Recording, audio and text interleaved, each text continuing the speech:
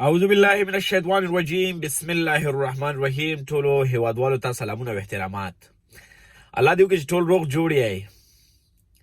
موضوع ته خپل هم معلومه ده، شهزاد بندیز ختمېدل دا ښه کار وشو یا نه؟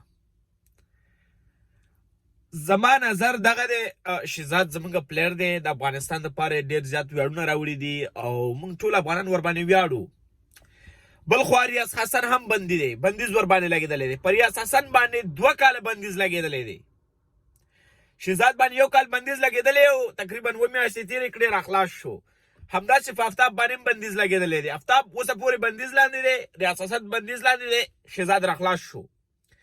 زمونږ په افغانستان کې چې کله زمونږ یو فیوچر سټار پیدا شي لکه ګربز چې کیپینګ کوی شي درله، فیلډینګ درله کوی شي، بیټینګ درله کوی شي، فټنس لیول کې ماشاءالله ډېر زیات ښه دی. شهزاد زمونږ پلیر دی، د افغانستان دپاره یې ویاړونه راوړي. موږ ورباندې بیا هم ویاړو، خو دا نه چې شهزاد سره موږ یا زیاتې کوو، موږ شهزاد پسې بد وایو، نه، زه دا نه وایم. دلته شهزاد باید پوره بندیز تیر کړی وی. اول دی بندیز ورباندې نه لګل کېدو، اول باید د باندې بندیز نه وی لګولی. چې کله بندیز ورباندې لګولو نو باید پوره بند یو انسان تیر کی. 1 کال بندیز و، په ریاض حسن 2 کاله بندیز دی، هغه ته خو معاف کول شوی نه دی اوسه پورې که نه؟ بېچاره په ځان تیر کې آفتاب ته معاف شو، نه. همداسې قانون باید په ټولو باندې قانون وي، دا نه چې صرف قانون په ته په ریاض حسن باندې منې کرکټ بورډه، دا زیاتې دی.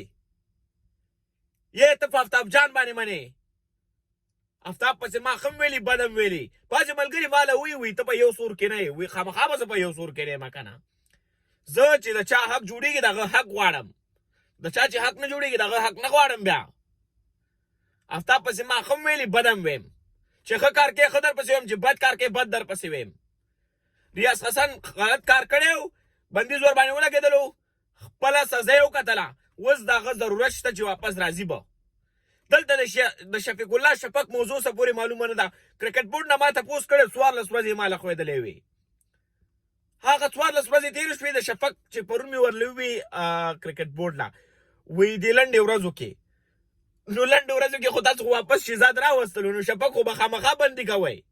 دا خو ښکاره خبره ده چې تاسو شهزاد راوستو، شفق سره زیاتې کېږي، شفق به لاړ شي، ځکه ورلډ کپ را روان دی، اسیا جام را روان دی.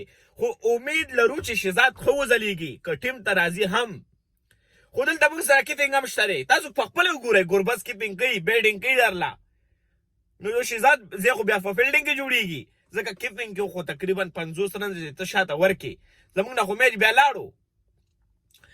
ملګرو ګورې، زه قسم په الله درله خورم که نه، چې قسم په الله زه چې خپله د حق مبارزه کوم، خاص کر د افغانستان دپاره کوم، قسم په الله درله خورم چې الله نه بل غټ ذات نشته، چې دې کې نه زما هیڅ دغه پکې نشته، یا پکې زه ځان مشهور کړم. مشهورتیا ما ته الله پاک راکړې، تقریبا د 4 لکه کسان چې ما سره دي دا خو ما ته الله پاک راکړي که نه.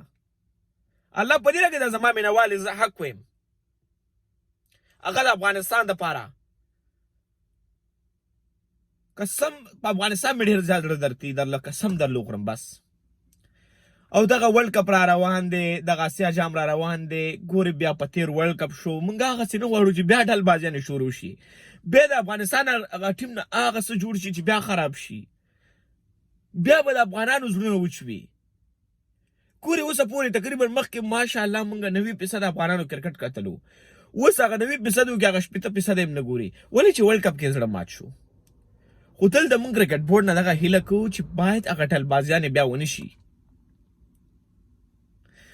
نو امید لرم زما په خبرو باندې څوک خفه شوي نه. زه دا غواړم چې ځوانانو ته موقع ورکول شي. ریاض حسن شو، ګربز شو، آفتاب هم لا ځوان دی. ګورې شهزاد به هم ریټایر کېږي، اصغر به هم ریټایر کېږي، نبي هم ریټایر کېږي، شینواري به هم ریټایر کېږي. دغه زموږ زاړه لوبغاړي دي. د دونه دغه هیله کوم پلیز ځوانانو ته موقع ورکوئ. خیر دی تاسو دغه اسیا جام او دغه ورلډ کپ ولوبوئ، خو د دې نه پس د خدای دپاره ځوانانو ته موقع ورکوئ. موږ د ځوانانو دپاره همیشه چغې ویلي چې ځوانانو ته موقع ورکوئ. تاسو ځوانانو ته موقع نه ورکوئ، د نورو افغانانو بیا زړه کرکټ ته نه کېږي. موږ به بیا څنګه فاست بالر پیدا کړو، موږ به څنګه یو ښه بیټسمین بیا پیدا کړو.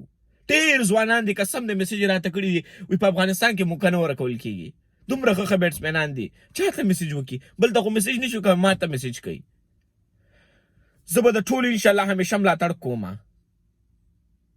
چا سره چې ظلم کیږي زه به یې ملاتړ یم، چاته چې موقع نه ورکول کیږي زه به یې ملاتړ یم انشاءالله، خاص کر د افغانستان دپاره. امید لرم چې زما افغانان خویندې ورونه ټول خفه شوي نه وي. نو ښه وخت ولرئ، ښې شېبې ولرئ، ښې چارې د الله په امان.